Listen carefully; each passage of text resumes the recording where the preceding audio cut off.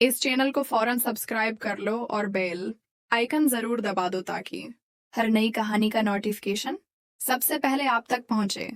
कहानी कुछ यूं शुरू होती है कि मैं अपनी नानी के घर रहता था, क्योंकि मैं बचपन से ही वहीं पल बढ़ रहा था।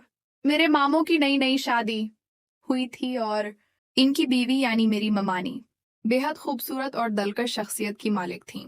उनके हुस्न की तारीफ पूरे खानदान में होती थी, लेकिन शादी के कुछ ही अरसे बाद मेरे मामों बीरों मुल्क चले गए, जिसकी वजह से ममानी ज्यादातर अकेली रहने लगी।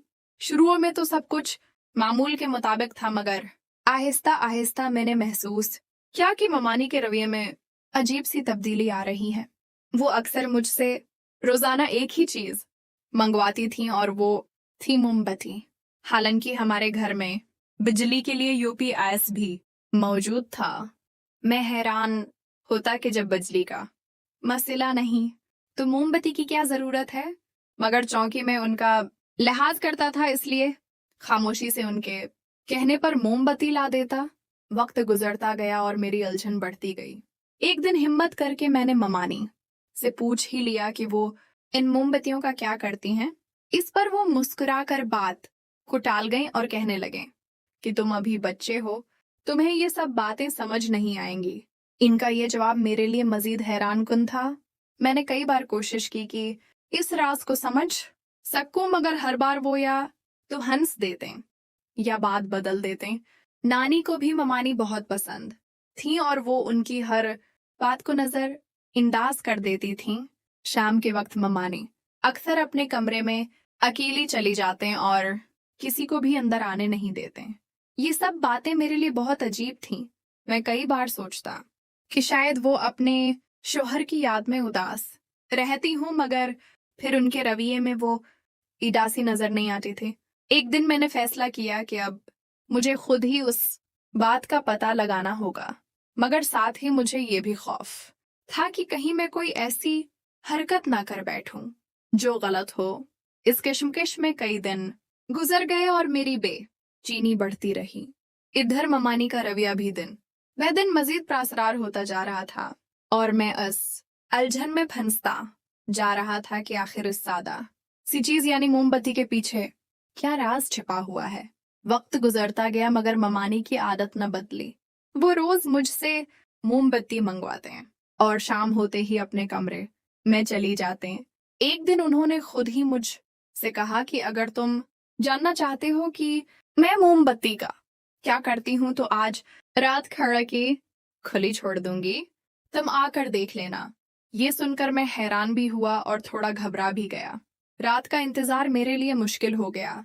जैसे ही मौका मिला मैं आहिस्ता आहिस्ता उनके कमरे की तरफ गया, मगर जब मैं वहां पहुंचा तो खिड़की बंद थी। अंदर से कुछ आवाजें आ रही थीं, मगर मैं कुछ समझ न सका और वापस आ गया। अगले दिन जब मैंने ममानी से इस बारे में पूछा तो वो हंसने लगे और कहने लगे कि मैं तो भूल गई थी। इनकी ये बात सुनकर मुझे लगा कि शायद वो मेरे साथ मजाक कर रही हैं, मगर बात यहीं खत्म नहीं हुई। वो बार बार यही कहते हैं कि आज रात देख लेना, और हर बार कुछ न कुछ ऐसा हो जाता कि मैं हकीकत तक न पहुंच पाता। इस दौरान नानी को भी ममानी के रवैये पर थोड़ा शक होने लगा था। उन्होंने ममानी को घर के कुछ अजाफी काम देने शुरू कर दिए ताकि वो मसरूफ रहें, मगर ममानी ने ज्यादा देर तक ये सब बर्दाश्त न किया और साफ इनकार कर दिया। इसके बाद घर का माहौल थोड़ा खराब होने लगा। इधर मेरे मामों का फोन आया और उन्होंने नानी से शिकायत की कि ममानी इनसे कम बात करती हैं। नानी ने हैरानी जाहिर की, क्योंकि वो समझती थी कि ममानी हर वक्त मसरूफ रहती हैं। ये सब सुनकर मेरा शक और बढ़ गया। मैंने फैसला किया कि अब मैं सच जानकर ही रहूंगा, मगर साथ ही मुझे ये भी एहसास था कि किसी की जाती जिंदगी में उस तरह झांकना दुरुस्त नहीं। यही सोच मुझे बार बार रोकती भी थी, लेकिन तजस्सुस ऐसा था कि कम होने का नाम ही नहीं ले रहा था। एक रात मैंने दोबारा कोशिश की और खामोशी से ममानी के कमरे के करीब गया। इस बार भी खिड़की बंद थी, मगर अंदर हल्की रोशनी थी। मैं कुछ देर वहीं खड़ा रहा, मगर फिर वापस आ गया। अगले दिन मैंने फैसला किया कि अब इस मामले को ज़्यादा न बढ़ाऊं, क्योंकि ये सब मेरे लिए ज़हनी परेशानी का बास बन रहा था। इसी दौरान खबर मिली कि मामू कुछ अरसे के लिए वापस आ रहे हैं।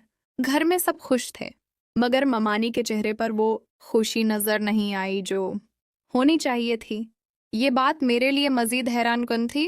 मामू के आने के बाद घर का माहौल बदल गया। शुरू में सब ठीक रहा, मगर जल्द ही उनके दरमियान इख्तिलाफात शुरू हो गए। अक्सर उनके दरमियान बहस होती और बात झगड़े तक पहुंच जाती। मैं ये सब देखकर परेशान हो जाता। एक दिन मैंने इत्तेफाकन ममानी को देखा कि वे अपने कमरे में आईने के सामने बैठी हैं और कुछ लगा रही हैं। बाद में जब मैंने पूछा तो उन्होंने बताया कि वो अपने चेहरे की देखभाल के लिए कुछ खास तरीके अपनाती हैं और मोमबत्ती भी इसी का हिस्सा है।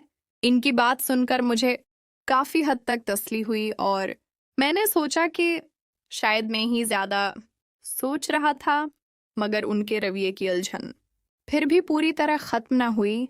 मैंने फैसला क्या कि अब मैं अपने काम से काम रखूंगा और गैर ज़रूरी बातों मैं नहीं पढ़ूंगा, क्योंकि हर इंसान की अपनी एक निजी ज़िंदगी होती है जिसका एहतराम करना ज़रूरी है। इस सोच के साथ मैंने खुद को उन तमाम सवालों से दूर करने की कोशिश की। वक्त के साथ साथ घर के हालात मज़ीद पेचीदा होते गए। मामू और ममानी के दरमियान इख्तिलाफात बढ़ते गए और अब वो खुलकर सामने आने लगे थे। नानी भी अब परेशान रहने लगी थी, क्योंकि वो पहले ममानी को बहुत पसंद करती थी, मगर अब उनका नजरिया बदलने लगा था। घर का सुकून ख़त्म हो चुका था और हर कोई अपनी अपनी उलझन में मुब्तला था। मैंने उस सब से एक अहम सबक सीखा कि ज़ाहिरी खूबसूरती और हकीकत में बहुत फ़र्क होता है। एक इंसान का असल किरदार उसके रवैये और अखलाक से ज़ाहिर होता है, न कि सिर्फ उसकी शक्ल व सूरत से। मैंने खुद से वादा किया कि आइंदा कभी भी किसी के बारे में सिर्फ ज़ाहिरी चीज़ों को देख कर फैसला नहीं करूँगा। कुछ अरसे बाद मामू ने सख्त फैसला लिया और कह दिया कि वो इस तरह के हालात में मज़ीद नहीं रह सकते। ये सुनकर सब खामोश हो गए, क्योंकि अब मामला बहुत आगे बढ़ चुका था। मैंने महसूस किया कि एक छोटी सी बात कैसे एक बड़े मसले में बदल सकती है अगर उसे वक्त पर समझा ना जाए। ये कहानी हमें यही सिखाती है कि ज़िंदगी में तवाज़ुन, बर्दाश्त और सच्चाई बहुत ज़रूरी हैं। अगर हम उन चीज़ों को नज़रअंदाज करें तो रिश्ते कमज़ोर पड़ जाते हैं। आखिर में बस यही कहना चाहूँगा कि हर इंसान को दूसरों की इज्जत करनी चाहिए और अपनी हुदूद को समझना चाहिए। अगर आपको ये कहानी पसंद आई हो तो लाइक करें, कमेंट में अपनी राय दें और इस चैनल को सब्सक्राइब करके बेल आइकन ज़रूर दबाएं, ताकि ऐसी मज़ीद सब कामोज़ कहानियाँ आप तक पहुँचती रहें।